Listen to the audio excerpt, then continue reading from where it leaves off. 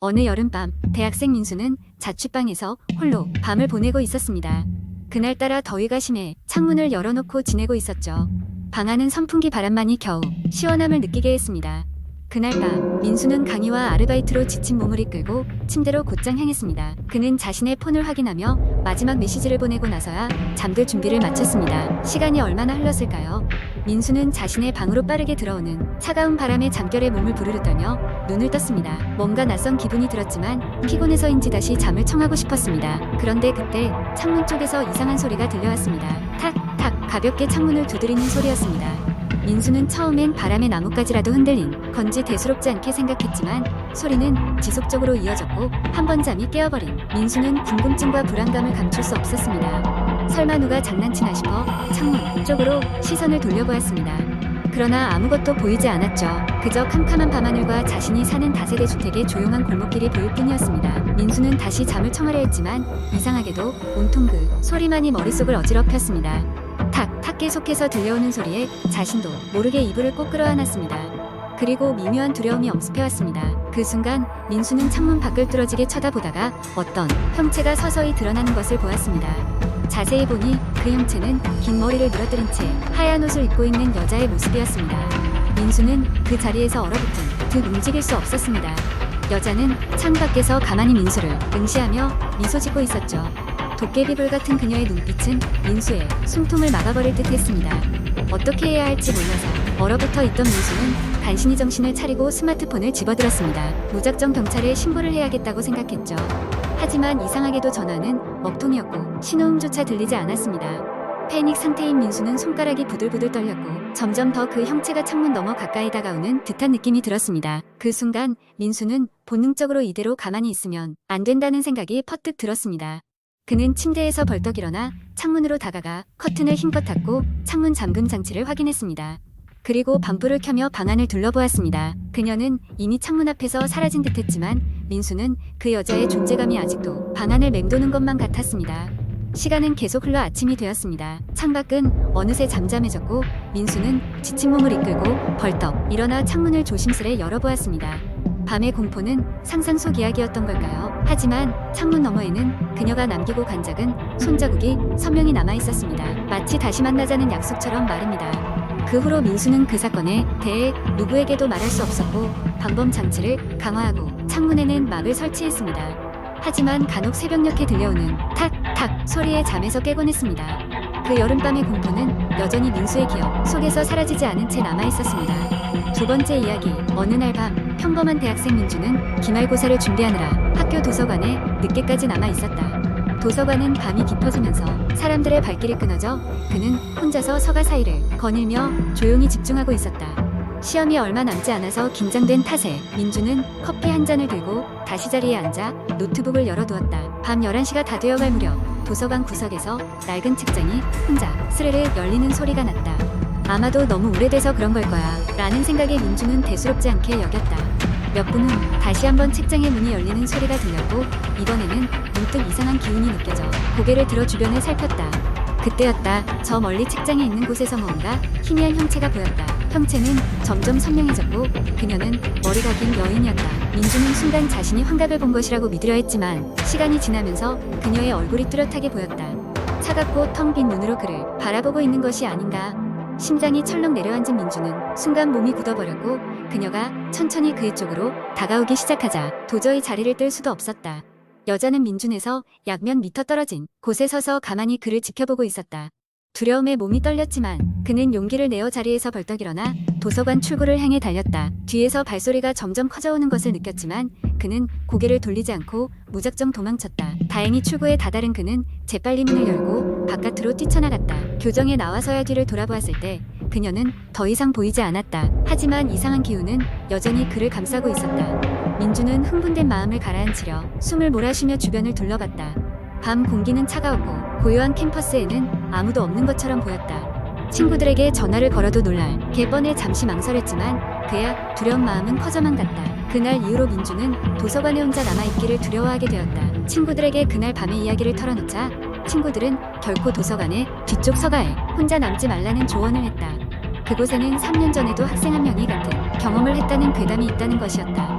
그 학생은 결국 학교를 그만두고 다른 도시로 이사를 갔다고 한다. 민주는 그 여자가 누구이며 왜 그곳에 있는지 아무도 알 수 없다는 사실에 더욱 두려움을 느꼈다. 그 후 몇 주간은 아무 일도 일어나지 않았지만 도서관을 지날 때마다 민준의 마음속 깊은 곳에는 그녀가 다시 나타날지 모른다는 두려움이 자리 잡았다. 그리고 그날의 긴장된 기억은 오랫동안 그의 머릿속에서 떠나지 않는 악몽이 되었다. 그 이후로 민준은 늘 친구들과 함께 움직였고 도서관이 문을 닫기 전에 반드시 나와야만 마음이 놓였다. 세 번째 이야기. 어느 한적한 시골 마을에 위치한 작은 대학에 다니던 나는 여름방학을 맞아 기숙사에서 나와 친구들과 함께 여행을 계획하고 있었다. 그러나 여행 자금을 마련하기 위해 방학 동안 아르바이트를 하기로 결정했고 운 좋게도 마을 외곽에 있는 작은 카페에서 일자리를 구할 수 있었다.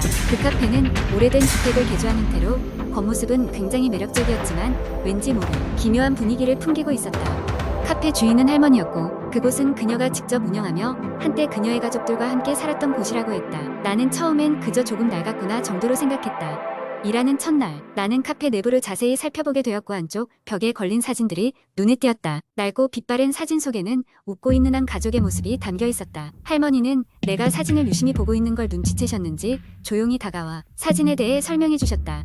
그녀의 남편과 두 아들 그리고 본인이 함께 찍은 사진이라고 했다. 하지만 할머니는 곧 사진 속 남편과 아이들이 모두 세상을 떠났다고 덧붙였다.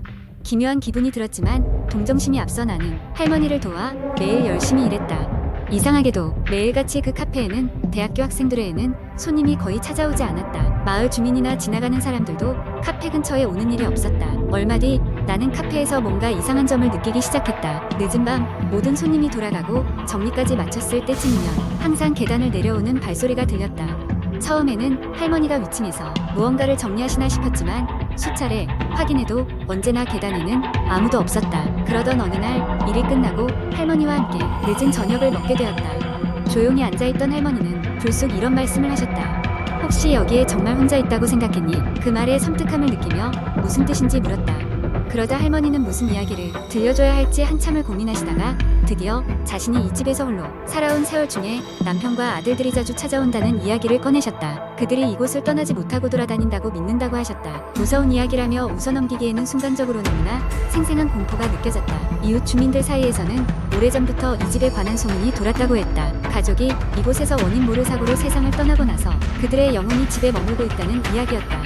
그날 밤 나는 일찍 집으로 돌아가고 싶었지만 도무지 집을 떠날 수가 없었다. 호기심과 이상한 끌림이 계속해서 나를 이곳에 머물게 한 것이다. 결국 여름방학 내내 나는 카페에서 일을 계속하며 이상한 일들이 점점 더 많아지는 것을 경험하게 되었다. 밤중에는 이유 없이 스스로 열리는 문, 어디에선가 들려오는 속삭임, 저절로 움직이는 물건들, 방학이 끝나가고 나는 다시 학교로 돌아가야 했지만 그 여름 내내 느꼈던 공포는 쉽게 지워지지 않았다. 그리고 마지막으로 할머니께 작별 인사를 드리러 갔을 때 할머니는 나에게 고맙다며 슬픈 미소를 지으셨다.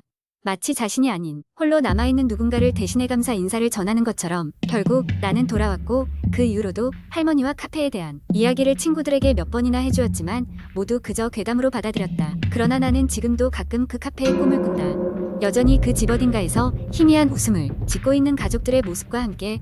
네 번째 이야기. 몇 년 전 나는 친구들과 함께 전국을 돌아다니며 캠핑을 즐기는 취미를 갖고 있었다. 그날도 마찬가지로 새롭게 찾은 캠핑 장소를 향해 출발했다. 이번엔 특별히 인터넷에서 거의 언급되지 않은 지도를 자세히 들여다봐야만 위치를 알 수 있는 작은 산속 마을 근처로 가기로 했다. 약간의 스릴을 더하는 것이다. 우리가 도착한 곳은 오후 늦은 시간이었고 일찍 어둑해진 산속에서 빨리 텐트를 설치하고 저녁 식사를 준비했다. 주변은 적막했지만 이상하리만치 피곤해진 우리는 일찌감치 잠자리에 들었다. 새벽 늦은 시간 문득 깨어난 나는 바람소리와는 다른 작은 소음을 들었다. 텐트 밖에서 누가 걸어다니는 듯한 소리였다. 심장이 덜컹했지만 용기를 내어 조용히 밖을 내다보았다. 아무것도 보이지 않았다. 그냥 나무와 풀들뿐. 그저 바람 때문에 그런가 보다 하고 다시 잠들려 했지만 이번에는 친구 중 한 명이 잔잔한 목소리로 나를 불렀다. 아, 밖에 누군가 있는 것 같아. 놀란 마음에 우리는 다 같이 밖으로 나가보기로 했다. 그런데 정말 이상한 일이 벌어졌다. 텐트를 나서자마자 우리는 불과 몇 미터 떨어진 곳에 오래된 돌벽과 낡은 철문을 발견했다. 분명히 어젯밤엔 보이지 않던 것이었다. 호기심이 생긴 우리는 문에 다가갔다. 알 수 없는 낙서와 표시들이 가득한 문이었지만 이상하게도 문고리는 멀쩡했다. 그 순간 문이 저절로 삐걱이며 열렸다. 겁에 질린 나머지 일행은 저마다 서로를 바라보다가 용기를 내어 안에 들어갔다. 문 안쪽은 오래된 지하실처럼 보였다.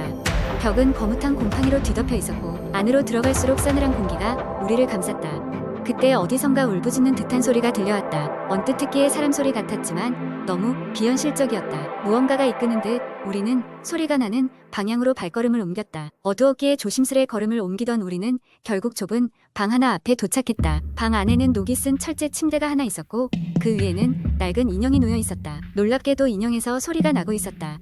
그 순간 등 뒤에서 문이 쾅 닫히며 우리는 방에 갇히고 말았다. 손전등을 들고 비명을 지르던 우리 중 한 명이 벽을 비추자 그곳에는 절대 찾아오지 말아라는 섬뜩한 문구가 헐렁한 벽지 아래서 드러나 있었다. 곧 이어 방 안의 무언가가 우리 주위로 형체를 드러내기 시작했다.